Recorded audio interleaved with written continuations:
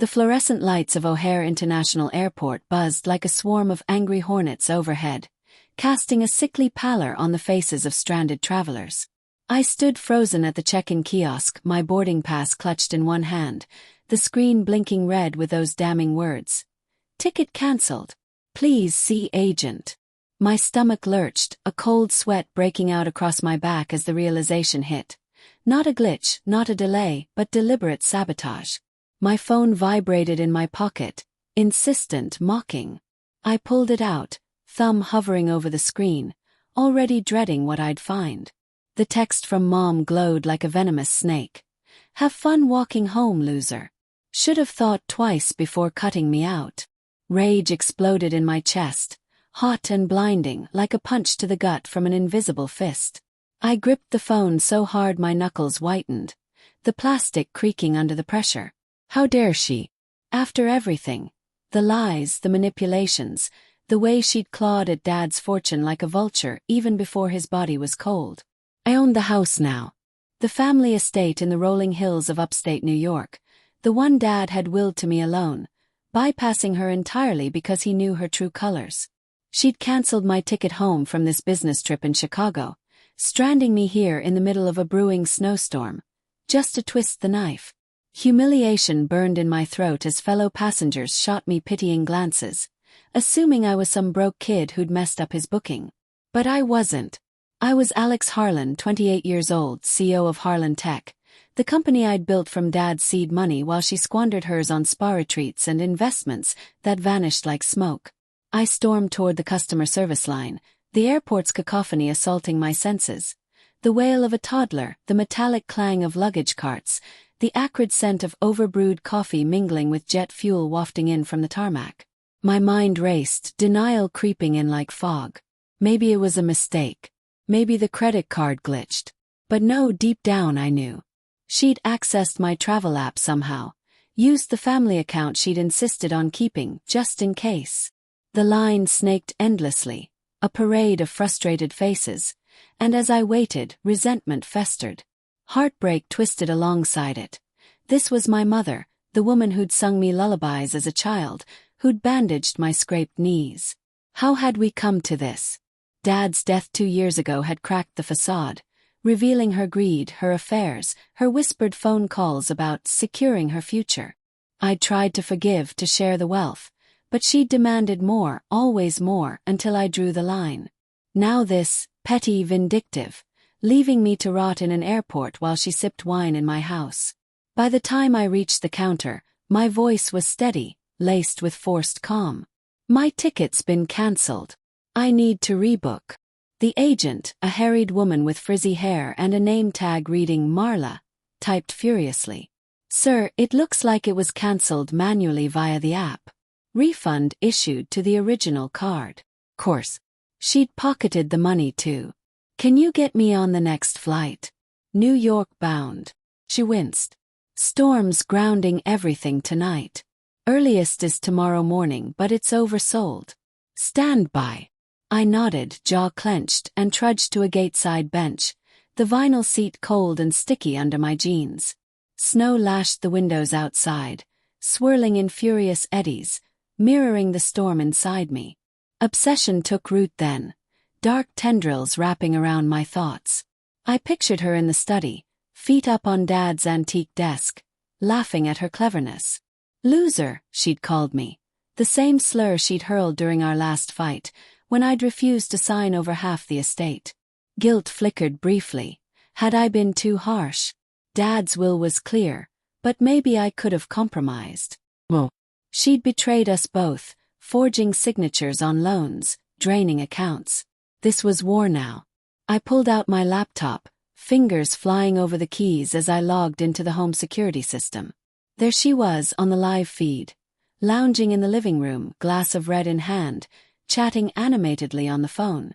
Probably to her latest boyfriend, the sleazy lawyer who'd helped her contest the will. Cold resolve settled in my bones. I owned the house. I could change the locks remotely, alert the authorities, but that was too blunt. No, revenge needed to simmer, to build like the blizzard outside. I texted back. "Enjoy the house while you can, Mom. See you soon." No response. But let her stew. Hours blurred into a haze of stale pretzels and announcements of further delays. My mind wandered to fantasies of justice, evicting her at dawn, watching her worldly possessions curbside in the snow. But doubt crept in. Was I becoming like her? Manipulative, heartless. The thought gnawed at me, a moral conflict twisting my gut. She was family blood. Or was she? Dad's old letters hinted at secrets. Adoption papers I'd glimpsed but never pursued. I shook it off, focusing on the plan. First get home. Then dismantle her world piece by piece. Morning broke gray and unforgiving. The airport a zombie apocalypse of rumpled suits and crying babies. I snagged a standby seat, the plane shuddering through turbulence that matched my inner chaos. Landing at JFK, I rented a car. The drive upstate a slog through slushy roads. The estate loomed ahead, a sprawling Victorian with gabled roofs blanketed in white, smoke curling from the chimney. My home. I parked out of sight, heart pounding as I approached the side door. The key turned smoothly, she hadn't changed the locks yet. Inside, the air was thick with the scent of her perfume, cloying and floral. She was in the kitchen, humming off-key, oblivious. I watched from the shadows, anger surging anew. "Mom," I said, voice low and even. She spun, coffee mug slipping from her fingers to shatter on the tile. "Alex." "How?" "Bus, train, whatever. Doesn't matter." I stepped closer, the shards crunching under my boots. "Why'd you do it?" Her face paled, but she recovered with that practiced smile, the one that hid daggers. "Do what, honey? You must be exhausted." "The ticket." "Text. Don't play dumb." She laughed, a brittle sound. "Oh, that. Just a joke. You know how I get when I'm upset. You cut off my allowance, Alex." What was I supposed to do? "Allowance? It's my money, Mom. Dad left it to me for a reason." Her eyes narrowed, resentment flashing. "Your father was a fool. He never appreciated me. I built this family. You tore it apart." The words hung heavy, suppressed rage bubbling up. We circled each other like predators, the kitchen island a barrier. She poured herself another coffee, hands trembling slightly, a crack in her armor. "Let's talk like adults," she said, voice saccharine. "I need help with bills. The house is expensive." "It's my house," I reminded her, the words tasting like victory and ash. Inner turmoil raged. Part of me wanted to hug her to fix this fractured bond. The other craved her downfall. We sat at the table, tension thick as fog. She spun tales of hardship, manipulation dripping from every word. "Remember when you were little? I'd do anything for you." Guilt stabbed deep. "And now? Stranding me like that? A mistake. Forgive me." Her eyes pleaded, but I saw the calculation behind them. "Not yet." I stood, excusing myself to unpack. Upstairs in Dad's old office, I rifled through drawers, finding the documents I'd hidden. The deed, the will, and something else. A paternity test from years ago, unopened. My hands shook as I slit the envelope. The results blurred through tears. Not a match. She wasn't my biological mother.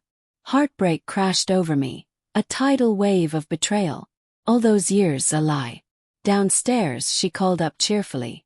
"Dinner soon." I composed myself, obsession hardening into resolve. Revenge wouldn't be swift. It would be surgical. I'd let her think she'd won, then pull the rug out. But first, uncover her secrets. The slow burn began. As night fell, snow tapping against the windows like impatient fingers, I hacked into her email. Easy, since she used my old password. Messages to the lawyer. Plans to sue me, forge evidence of undue influence on Dad. My blood boiled. Humiliation from the airport paled against this. She was plotting to steal everything. I confronted her over dinner, steak knives glinting under the chandelier. "Who's Richard?" I asked casually, naming the lawyer. She choked on her wine. "A friend. A friend helping you contest the will." Her face twisted in fury. "You spied on me." You stranded me. Fair's fair. The argument escalated, voices rising like a storm. You're just like your father, selfish, cold, she spat. Am I? I whispered, leaning in. Or am I not his at all? Her eyes widened, fear flickering. Subtle hint dropped, tension coiling tighter. She stormed off, slamming her door. Alone, doubt assailed me. Was revenge worth the soul cost? But resentment won. I'd bide my time, gather proof, then strike. Days blurred into a cat-and-mouse game. She'd act normal by day, cooking meals laced with passive aggression. Eat up, loser, oops, habit.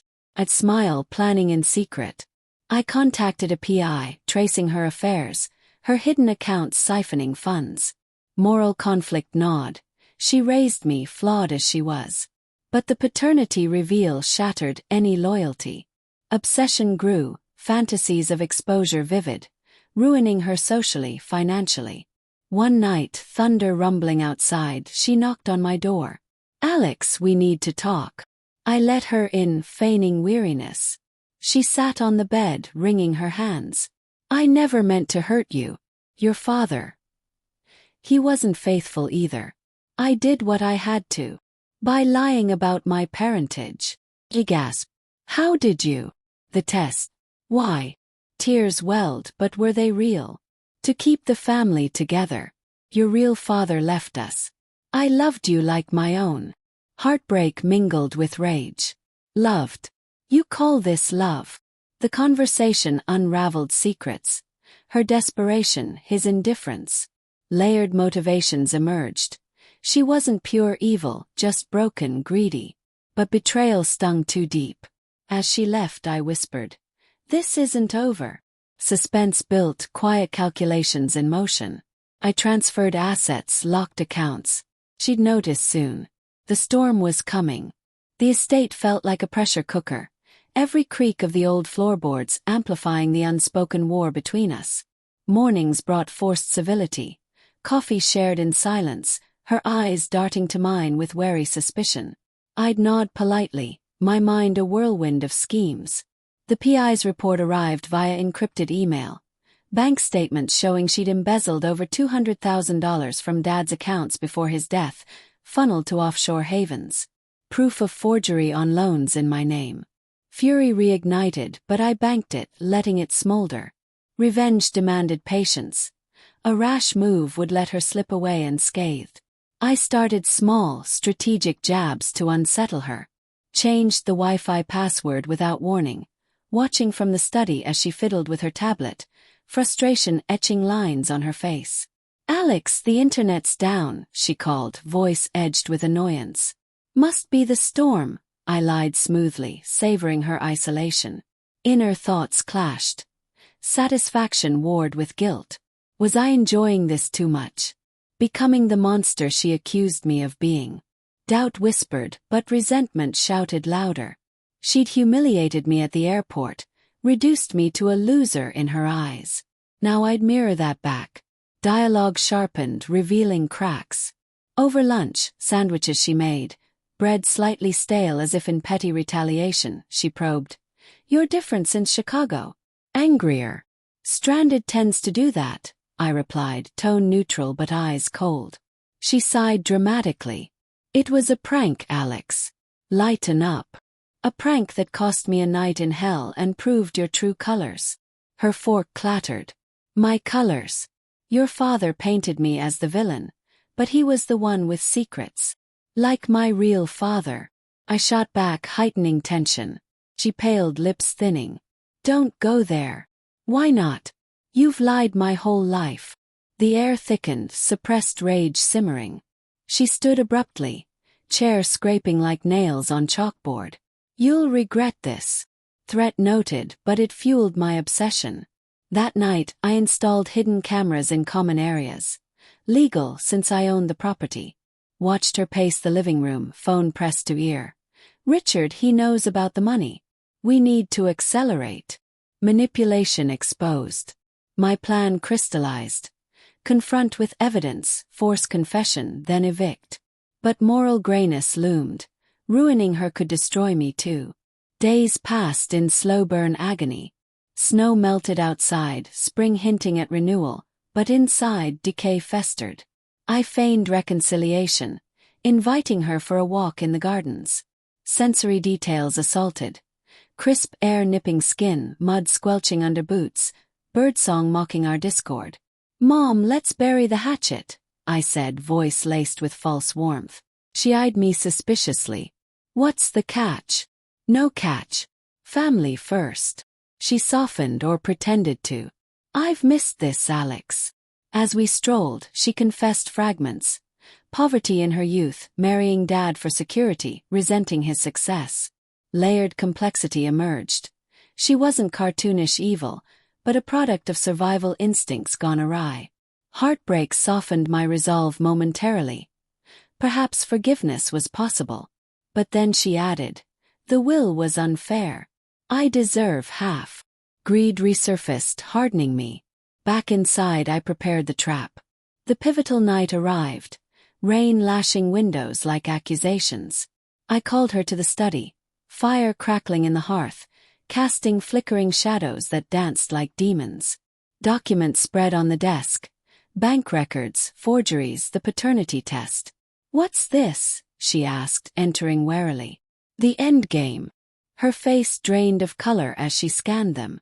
"Where did you get these?" "Doesn't matter. You stole from us. Forged my name." She collapsed into a chair, hands trembling. "I was desperate. After your father died. Save it. You canceled my ticket to punish me, but it backfired. I own everything now." Rage contorted her features. "You ungrateful brat. I raised you." "As a lie," I shouted, emotions erupting. Humiliation from the airport flooded back, mixing with fresh betrayal. "You texted me like I was trash." "It was a moment of anger," she whispered, tears streaming. But doubt nagged. Was it genuine remorse or performance? Tension peaked as she lunged for the papers, trying to shred them. I grabbed her wrist, the struggle visceral. Her nails raking my skin, the scent of her fear sweat sharp. "Stop!" She slumped, defeated. "What do you want?" "Confess. Leave. Or I press charges." Moral conflict raged inside me. Jail her? Destroy her utterly. Cold resolve won, but with a twist of guilt. She nodded brokenly. "I'll go. But know this, you're no better than me." As she packed upstairs, I paced, obsession giving way to emptiness. Was this justice or vengeance? The house felt hollow without her presence, even toxic as it was. Then the twist, a knock at the door. Police warrants in hand. "Alex Harlan. You're under arrest for fraud." "What?" Shock iced my veins. She descended the stairs, suitcase in tow, a sly smile playing on her lips. "Richard helped me flip the script. Those forgeries. I planted evidence tying them to you. The airport stunt was bait, to make you snap, gather proof of your instability."